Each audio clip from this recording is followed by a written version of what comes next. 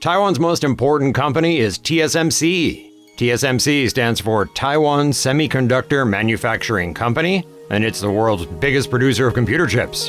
TSMC plays a pivotal role in the global tech industry. It powers everything from smartphones to advanced AI systems. So, today we're telling the story of its legendary founder, Morris Chang, whose visionary leadership and relentless drive for innovation propelled TSMC to world dominance. And we'll also pay our respects to another figure, without whom TSMC would not exist. The Taiwan History Podcast, Formosa Files, is made possible through the generous sponsorship of the Frank C. Chen Foundation. Formosa Files. Okay, before we get into this, the trumpet sound. Call to action. Please do something. Thumbs up. Subscribe. Okay, moving on. Morris Chang, Chinese name Zhang Zhongmo, was born in 1931 in the port city of Ningbo, which is located a couple hundred kilometers southeast of Shanghai. So due to his father's career, his dad was a minor finance official and later a bank manager, and then the war with Japan, his family moved often. Among the places he called home were Nanjing, Guangzhou, Hong Kong, Chongqing, and Shanghai. Then came the resumption of the Chinese Civil War, and he went briefly to Hong Kong, where he had attended elementary school. Then in 1949, he moved to the United States to study at Harvard University. Harvard, what a success! From World War II and Civil War chaos to the hallowed halls of Harvard. Hallowed halls of Harvard. Nice alliteration, John. He was happy to be there. Morris has said, quote, "My reaction entering Harvard was sheer ecstasy, almost disbelief," end quote. And, this was, comparatively speaking, peak America, in many ways. It's prosperous and powerful, with so much of the rest of the world still recovering from World War II. Yeah, Harvard, a dream come true for plenty of people. Speaking of dreams, he was studying literature. Yeah, you heard that right. Literature. And his childhood dream was to become a writer. I'm sure his parents were pleased. Not. Yes. No. Yeah, his dad encouraged him, probably very strongly, to learn something more useful. And Morris Chang, the only Chinese person in his freshman class, he's looking around and worrying about limited employment options. At the one end, there's jobs in laundries and restaurants, and then at the other end, in engineering, and maybe a few in, academia? Yes, he's looking at his fellow Chinese are doing. But forget the Chinese aspect. Becoming a writer is horribly tough, regardless of the who, the when, and the where. And you know what you're talking about. It's enough to drive a man to drink. Morris, however, did not go to the bottle. He instead decided to become an engineer. He studied science and engineering. And though he was very happy to be at Harvard, he realized it was not the best path forward for engineering, so he transferred to MIT. The Massachusetts Institute of Technology, MIT. And luckily, those schools are just a couple miles apart. At MIT, he majored in mechanical engineering. He secured a bachelor's and then a master's degree. He was going to do a PhD, but failed the entrance exam.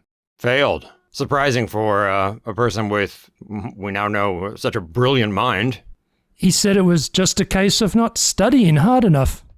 Yeah, not to be stereotypical, but that's a very Chinese answer, isn't it? Very humble. Yes. But it worked out okay. He went job hunting, got a couple of offers, and then he had a choice to make. This is interesting. It says something about his personality.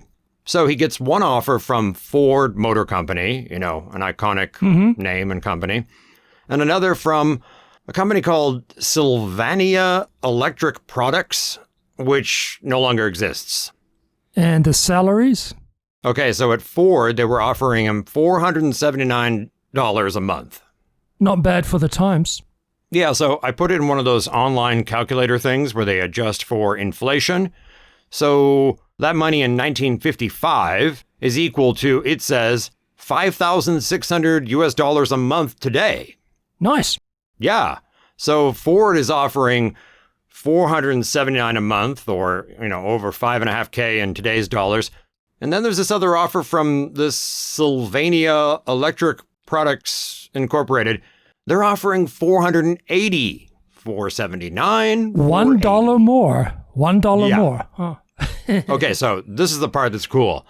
Morris Chang says, "Hey, Ford, would you like to beat the offer?" Ford says, "Take it or leave it." So he left, and he went to work for this company that, doesn't exist today, but he was willing to do this for the extra dollar. Yeah, funny, right? His first assignment was to work on germanium transistors. Germanium? Is this some sort of secret World War Hitler rocket technology? I had to look up the word germanium. Actually, it's an element, metal-like. It was used as a semiconductor material before being replaced by silicon. It was named Germanium after its patriotic German discoverer. But no Nazis involved. Okay. No rocket good to program. know. While you were in the dictionary, did you happen to also look up the word transistor? I'm not clear on this one. Yeah, it's tricky, isn't it? A transistor is a small device that can amplify or switch electronic signals and electrical power. Amplify or switch. Okay, so for audio equipment like radios, it can increase the power of an electrical signal? Yes, and as for switching, transistors can turn those tiny electrical currents on or off in a circuit. So it represents, that binary data that computers are based on, just 0, 1. Everything's a variation of zeros and ones. Okay. So Chang moved on from improving manufacturing procedures to designing new transistors, but he gets frustrated by the limitations of this Sylvania company and starts looking for opportunities. Then he gets an offer to work for Texas Instruments in Dallas, Texas. The company was already established as a major manufacturer of semiconductors and electronic components, and I know this company from a very famous little red thing called the Speak and Spell. If you're approximately my age. Speak and Spell. Not familiar. If you were 8 to 10 years old in the mid 80s or something, you may have played with this. Your parents might have gone ahead and bought this for you because it was genuinely educational and it was fun because it asked you to do a challenge and spell some words. And I still remember the voice in my head. For, as in for someone. And then you type it in, it would tell you right or wrong. And it was a relative hit. They brought it back in 2019 as a retro thing for those of us who are now getting on in years. But there was the Speak and Spell, the Speak and Math, and I think actually Morris Chang may have been involved in the creation of this thing or somehow attached to this project.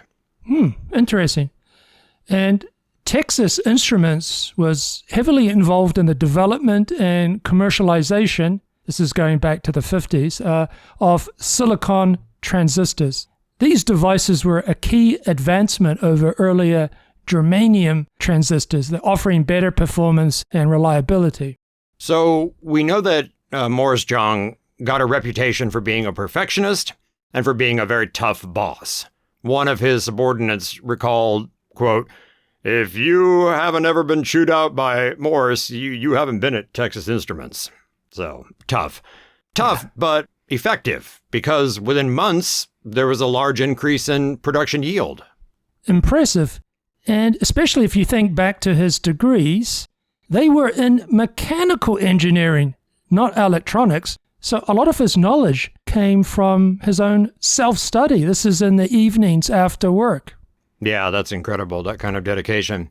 So Chang stays at Texas Instruments for over 2 decades, and it was during this time that he first came to Taiwan.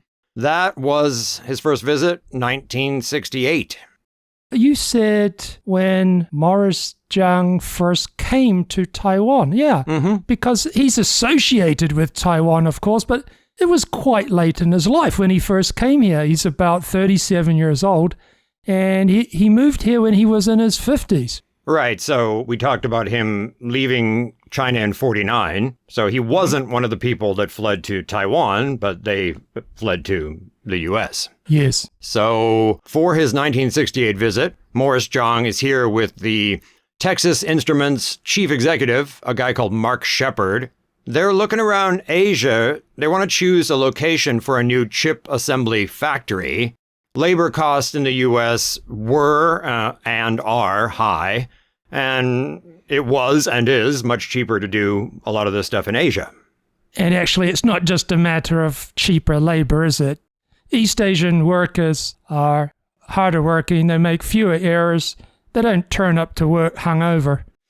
Yeah, I know we're dabbling in stereotypes here, but there's something to be said for that. A certain company tried to recently build a factory in Wisconsin. It's not really working out all that well. We might have a problem with a bit of work in Asia, a little bit, not getting the work-life balance correct, a little bit too much on the work side. But yeah, quality workers for sure. But the Taiwan part of his Asia tour did not go well.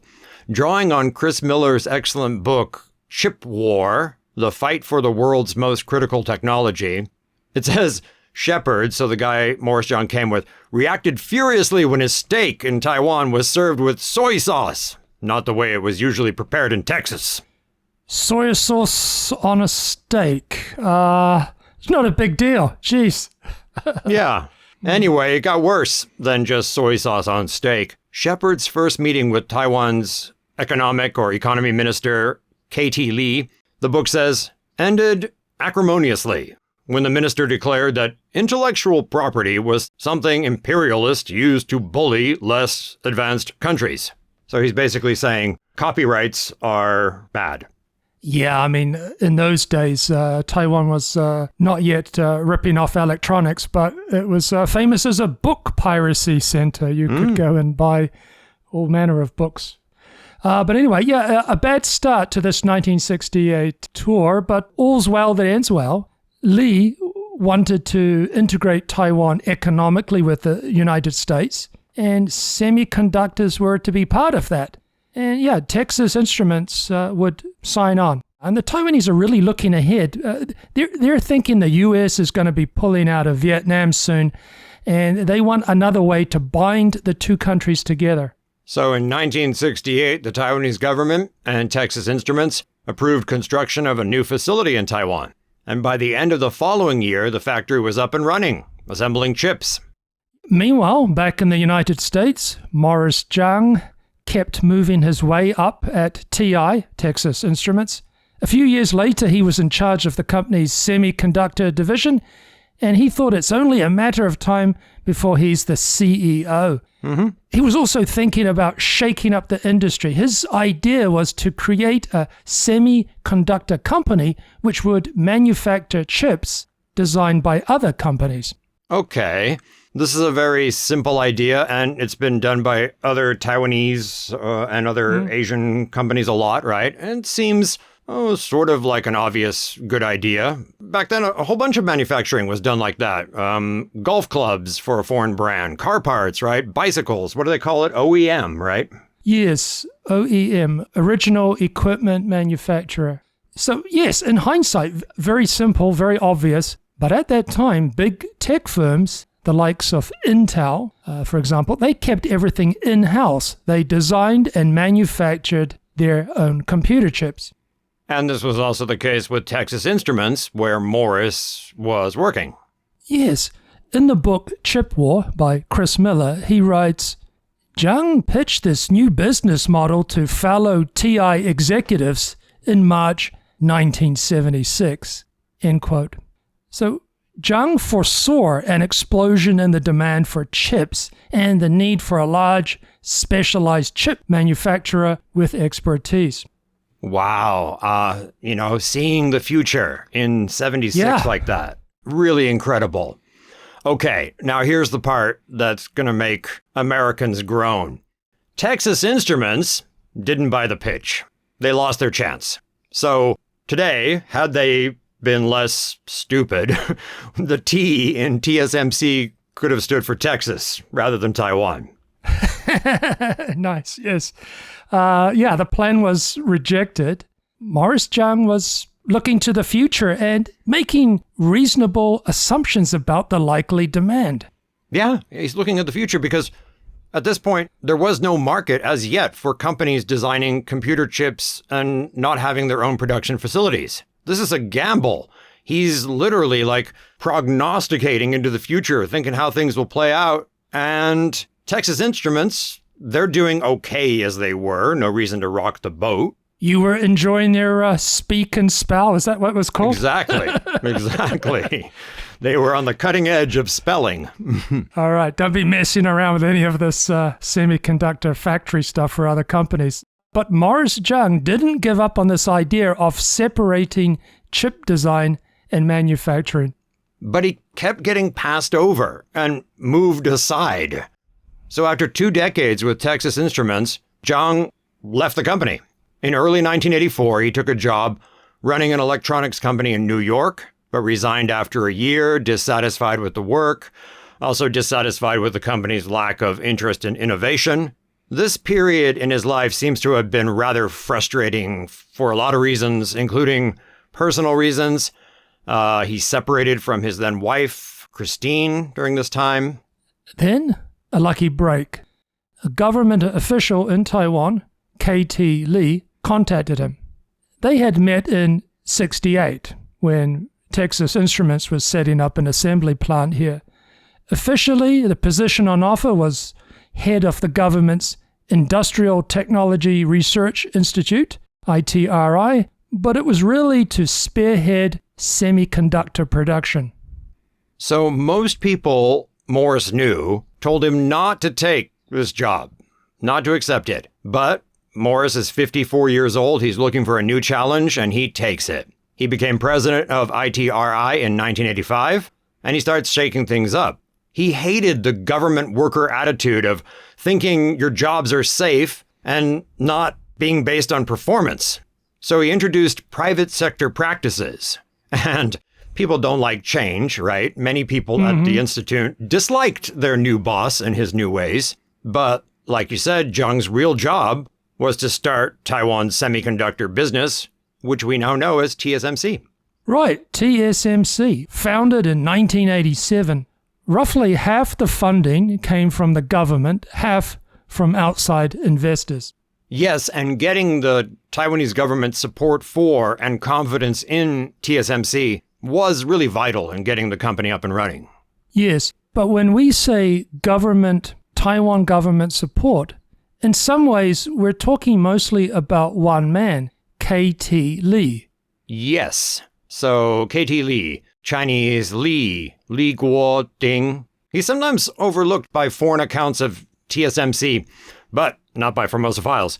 So who was this K.T. Lee? He was an economist and politician. He's considered the father of Taiwan's economic miracle. His career spanned 40 years, working for the KMT government, both on the mainland before their defeat and afterwards in Taiwan. Yes, born in China, 1910. He studied math, switched to physics. Brilliant student. He earned a scholarship to study overseas. In 1934, he goes to Cambridge University, where he studied under the nuclear physicist Ernest Rutherford. Does that name mean anything to you? Yes, surely it does. He's the guy credited with splitting the atom. And he was from New Zealand. You've been recently adding more New Zealand connections. Okay. 1937, Mr. Lee, despite earning a doctoral scholarship to continue studies at Cambridge, returns to China to support the Chinese war effort against the Japanese, who had just invaded. He later flees to Taiwan in July of 1948 with the Nationalists, or the KMT. He became the president of the China Shipbuilding Corporation, which is based in Kaohsiung, then and today. Slip in a little Kaohsiung reference there, I see. Yes. Definitely. And Mr. Lee also gets appointed to a number of leadership positions in industry and government in Taiwan. It's a bit of a surprise he's not better known here, actually. That's very true, yes. He was economic minister and finance minister, and after 1976, he was appointed, get this, I love it, minister without portfolio. And his mission was to promote science and technology in Taiwan. I have to say, if I was ever appointed to a government job, that's the ministry I would want, without a portfolio. But Mr. Lee was an entrepreneur, and he attracted entrepreneurs in the tech industry. He created policies that made it attractive. He helped fund Taiwan's electronic companies, which led to Taiwan's dominance, you could say, as a producer of computer parts. Lee had a very important role in the creation of TSMC. He also helped build the Hsinchu Science Park, which later became known as Taiwan Silicon Valley. Yeah, and it's interesting to note, Lee had no formal training in economics, didn't study it. So most of his knowledge of economic management was gained from practical experience and working with other economists. So his economic policies, not driven by ideology, by theories, but by pragmatism. So he's pragmatic and flexible, his ideas evolving as situations and requirements changed. So in Taiwan, you saw gradual liberalization rather than any shock therapy, and this guy's always looking ahead. And like many people who were in Lee's generation, they were scarred by hyperinflation in mainland China in the 1940s. And John, you've pointed this out many times. Hyperinflation was really one of the major reasons that the KMT lost China to the communists. Yeah, because it affected everyone. So anyway, Lee's economic policy has been called guided market economy. And it seems to have worked. Taiwan experienced GDP growth of 10.6% a year from 1965 to 1979, with no deterioration in income distribution, an improvement in literacy, longer life expectancies than almost all other developing countries, and unemployment at less than 2%. Pretty incredible statistics. But he's looking to the future. As early as the 1960s, he sees the future as computers and computer chips. Taiwan had to produce advanced technology by itself. So Lee turned to the person who had first helped bring semiconductor assembly lines to Taiwan, Morris Chang. One of the attractions for Morris Chang in accepting the job was the open-ended budget, or at least there were very few constraints on the budget. The Taiwanese government provided half, actually, 48% to be exact, of the startup capital for TSMC. But it was Chang's job to find a foreign chip firm to provide advanced production technology.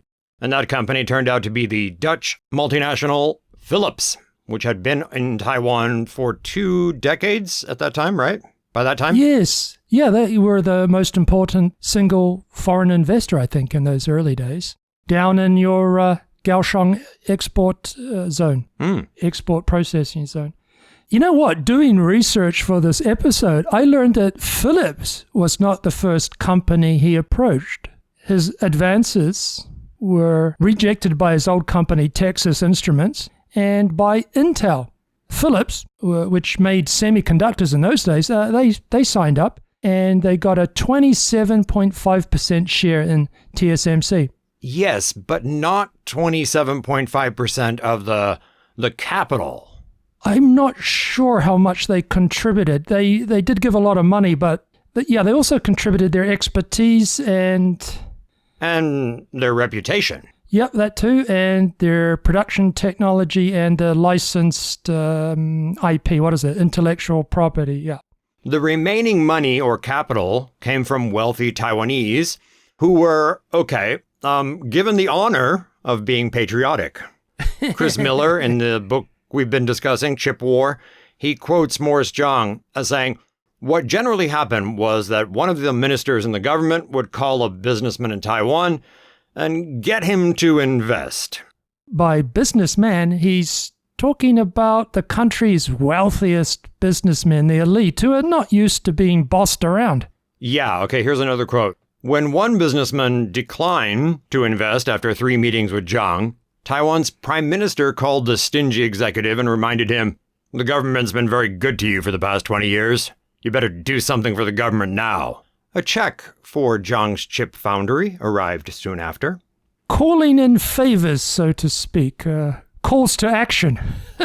Yeah. Trumpet sound. But just think of what those guys ended up getting in return, you know? I would not hold any grudges being forced to buy some of the best performing shares of all time. Yes, exactly. It's a funny story, right? But it reinforces the fact that TMSC was a hybrid company. It's not really a private business. It got a lot of help, funding, tax breaks, a transfer of over 100 technicians and workers from that institute. It's a government business in a way. Yeah, hybrid is a good term. It also benefited from connections with U.S. businesses. A lot of employees had experience at big U.S. companies, both Americans, Taiwanese Americans, Chinese Americans. Also, there were many Taiwanese who had studied in the U.S. So recently, there was a particular U.S. presidential candidate who said Taiwan stole the chip industry. That's not exactly accurate, but it would be fair to say that America helped in many ways. Yes. And American customers were important customers too, buying these semiconductors, these computer chips. TSMC's business experienced rapid growth in the 90s. The company went public on the Taiwan Stock Exchange in 93. And then in 1997, it became the first Taiwanese company to be listed on the New York Stock Exchange. Yeah, an interesting thing about that, and I don't know why it took place. When TSMC went public here, the Taiwanese government were keen to ditch their stock. They dropped it like it was diseased. It was down from 48% to something like 7%, and Chang had to ask the government, hey, stop selling it. And, Philips, the Dutch company, they also cashed in their shares too. Not sure why. Were they restructuring, moving away from semiconductors? Maybe they needed the money, or they just didn't think TSMC would have the bright future it would have. I love these stories, The guy who listened to the Beatles and said, yeah. The guitar sound is going out. Yeah, just, wah, wah. This is up with that. This is up with Beatles. Yeah. What a bad investment call. Because TSMC just started going from success to success, higher volumes, so costs of production get lowered, lower prices. At that time, they're also improving their manufacturing processes relentlessly, you could say. I think strength to strength is the best way to put it. The company in Taiwan, again, I like this word, they dominate the world production of advanced chips. Yes, but domination has brought concerns about the world's dependency on Taiwan, a country with a dangerous neighbor always threatening violence. Another danger, earthquakes. And there was a test for Taiwan's semiconductor business in 1999 on September 21st. A pretty famous date for a lot of people who know about Taiwan.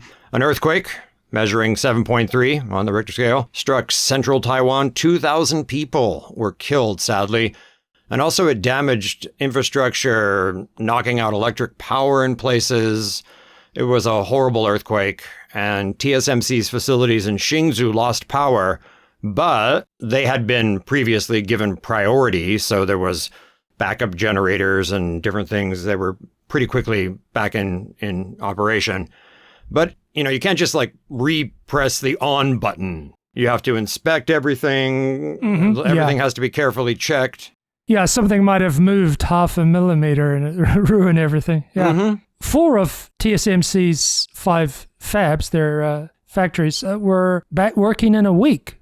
Pretty good, huh? And the global chip market only experienced minor disruption from the earthquake.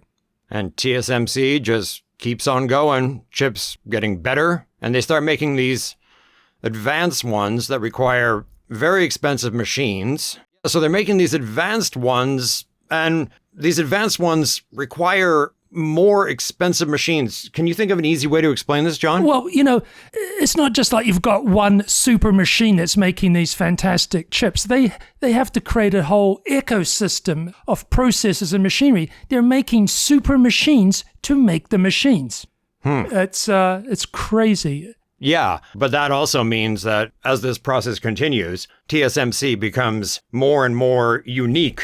Exactly. And we'll go back to Morris Chang's model, his business model, even more useful, right? A manufacturer making chips for numerous companies, for all these different chip designers, these different companies, results in a huge production volume for TSMC, economies of scale. Other companies can't match the prices, can't afford to put that much R&D money into things. Yeah. I know that China right now is doing its best to catch up, but the predictions are like they're going to need a decade, perhaps. I heard Amazing. that a decade ago, That's true. So we're running out of time. Let's wrap things up here. Morris Chang, at the time of this recording, is 93 years old and a very active person. He retired from TSMC in 2018, but he's been like an ambassador for the government to APEC and various other. He gets sent as an envoy from time to places, and every time I've seen him on television, he looks more energetic than me. Amazing.